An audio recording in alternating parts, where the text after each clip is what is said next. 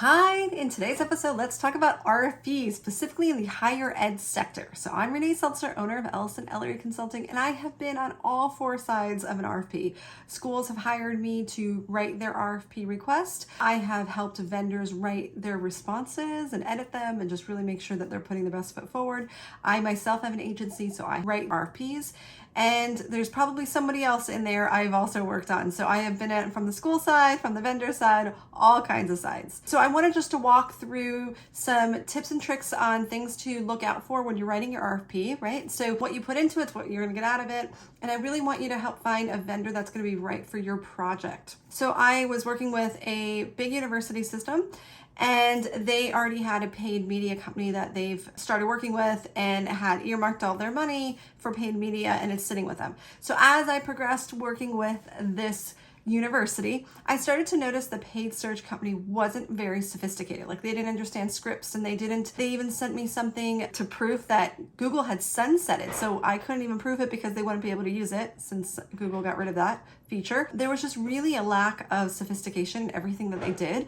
And the university knew that, but their money was already with this provider. And the reality is this provider was probably the least expensive, so the university procurement department picked them. And then for the next year, the school is unhappy with their performance. And outside of unhappy with their performance, the school could be missing out on millions of dollars of tuition revenue, because in universities, if you don't enroll that student in fall, spring, or summer, if you have a summer intake, then you miss that revenue the next re-enrollment period, and the next one, and the next one. And it's just the only industry that you can't make up for that lost opportunity. So it's really important that you find the right vendors, because you can miss out on that. When thinking about your vendor, here are some practical tips before you start to draft your RFP process. One, you need to understand clarity. What are you trying to achieve? How will you know if the vendor achieved it? And it takes some time to sit back and think about that. If you have a good sense of where you want to go, then you can reverse engineer. I would also say before you start to walk through the RFP process with, or write it down and put it out into the world, I highly recommend you meet with several vendors.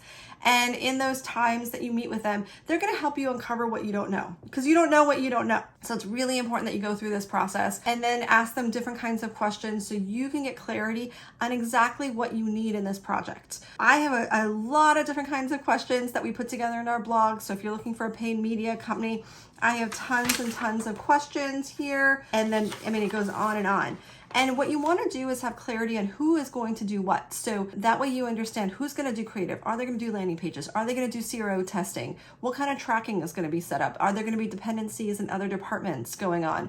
Because that's important to start to understand. So that way when you start that engagement with that vendor, you're not like, well, I thought this was included, or how are we going to get this done? We gave you all of our budget and you don't do creative. And now specifically for Facebook ads, 70% of your success relies on your creative and not your paid media strategy. Well, I take that back. If you're doing a really poor job with how you do your bidding, then yes, that plays a bigger role. But if you're adept and you know what you're doing, then actually the quality of your creative now counts for 70% of your success. So you really have to make sure that when you're doing any kind of paid media, or you're looking for an SEO firm, that you understand how content will be created, who owns it, how's it going to get done, and have we earmarked enough funds for it? Scam likely. So I wanted to kind of walk through that it's really important that you have a sense of what you want to do, that you have agreement and alignment between different departments of what success looks like and how you will track success. I also want you to make sure that you have a set of questions. And then also when the vendor starts asking you questions for your proposal, I've seen so many universities be snarky with their answers, and they're like, that's on you to figure out. And I'm like, no, because they want clarity. They're also trying to see if you're a good partnership. The idea of the RFP is to see, can this vendor do a good job for you? And that's what you're really trying to validate, right? A lot of times, one of the biggest no-nos I want to say in an RFP is don't ask for free work. Don't ask for a media plan from a vendor. And let me tell you why. Because if they're giving you a media plan with very little information, like they'll know that, hey, you're in Minnesota and you have these programs, you can go on the website, that's not enough. You want to go ahead for a media plan, like the way I would go about it, is I want to look at your data. I want to see how your programs are performing. I want to understand your value props. I want to understand your competition, what has worked in the past, what hasn't, and then put your media plan together based off that. If I just go into an RFP and start creating a media plan, I hope you don't use it.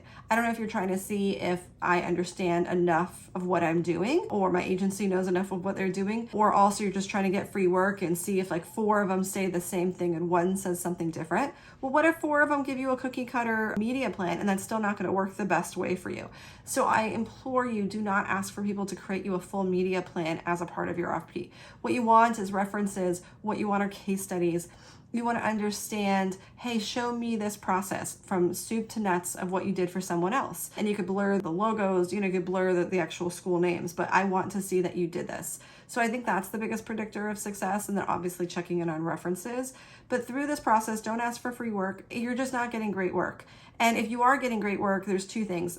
That company either has a full-time RFP person just sitting there doing that, or the second one is they're completely giving you a cookie cutter response. And that's just, in this uber competitive marketplace that we have, that's not the way to go. One of the challenges too with why more universities or more vendors don't submit RFPs nowadays, because there's really 3 reasons. 1, they've been completely burned out. I have submitted RFPs and the vendor is rude to me. The school is rude to me in some of their responses, or they're like, oh, we just decided not to move forward. And I'm like, well, can you give me feedback as to why? And they just ghost me. I took a lot of the time of my agency to fill out this RFP. And now that's how, I'm not even worth like a response of why. So that's going to make me not want to fill out an RFP the next time that bid comes around with that university or college. So definitely the way that people treat the vendors is very adversarial a lot of times. So your staff, it's something to keep in mind. Also, a lot of times when schools put out RFPs, they have a preferred vendor in mind. So as a vendor, you kind of think, well, do they have a preferred vendor? Because I'm not going to even bother submitting an RFP. They just need enough RFPs to hit their qualification for procurement. And then the third one is the university really has no intention of moving forward. So one of that examples that I gave you, that university had no intention of moving forward because I gave them a really low ball offer. And really low ball. And they're like, well, it's too expensive. That was what they responded. I'm like, that in no way could that be too expensive. So they were either trying to validate their internal resources were the right ones, or things are too expensive, or inertia. It's just easier not to do something than it is to do something. So I wanted to walk you through all of these things to think about with the RFP. But bigger than that, I want you to make sure you go to our blog post and you can get access to all those questions. One of the things too that I didn't mention that I should have is when you're doing your RFP, I need you to really understand immediately people go into channels like I need SEO or I need paid media. That's the whole idea of the RFP. But have you taken the opportunity to do a marketing audit and really understand, is that the right channel that you should be pursuing, and why is it the right channel? So it's asking those types of questions, and that's usually a consultant that can come in and help you to say, are you putting your dollars to the best use? Is this a really well-baked strategy before putting out the RFP? And that's a lot of times when universities would hire me, and then that's also when I would go and draft their RFP for them to kind of, once we identify this is the right set of tactics and strategies to move forward with. But if you don't have somebody internally with a lot of expertise in that area, then that maybe should be your first step before writing an RFP, is just making sure you're going in the right direction and you're running in that direction. So, all right, I hope this video was helpful. Good luck with your RFP. Be sure to get access to the blog. And if you have any questions or you're interested in having us submit for your RFP or write your RFP for you, please do contact us. I'm Renee at Ellison Ellery Consulting. Thanks. Bye.